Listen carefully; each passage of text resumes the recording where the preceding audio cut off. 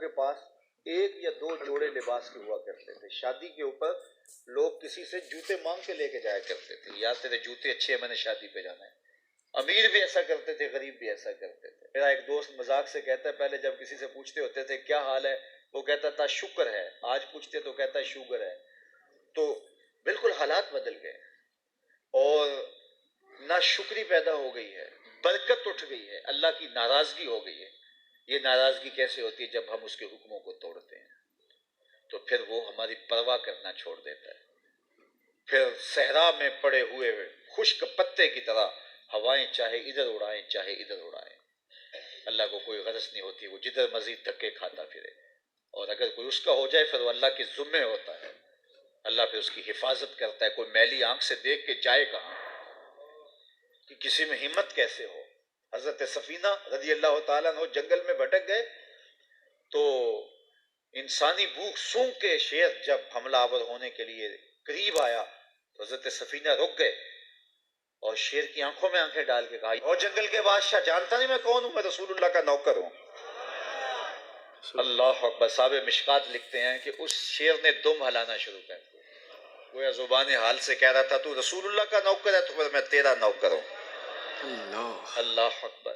تو ہم جب ان کے نہ رہے تو پھر زمانہ ہمارا نہ رہا, تو یہ نتیجہ ہے گناہوں کا. اللہ اکبر.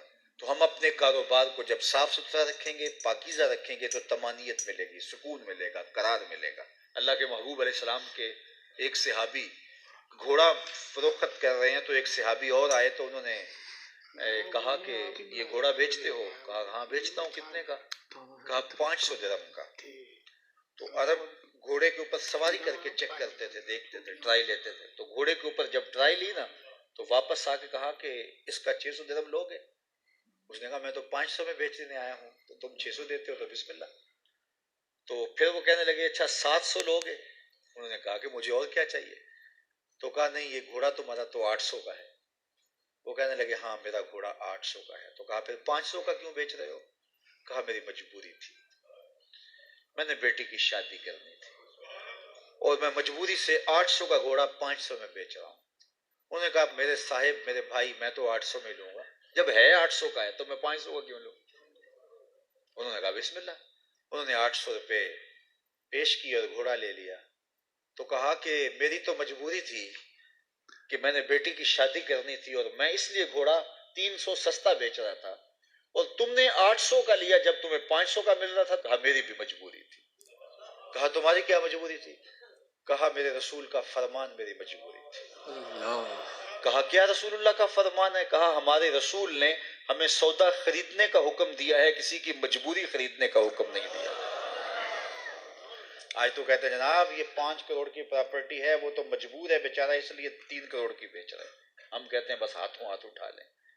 یار اگر کوئی بندہ اپنا گھر بیچ رہا ہے اس لیے کہ وہ مجبور ہے اور وہ 1 کروڑ روپے کا ہے, تو ہم اس کو 50 کا کیوں خرید رہے ہیں؟ جب ہے 1 کروڑ کا, 1 کروڑ کا خریدے.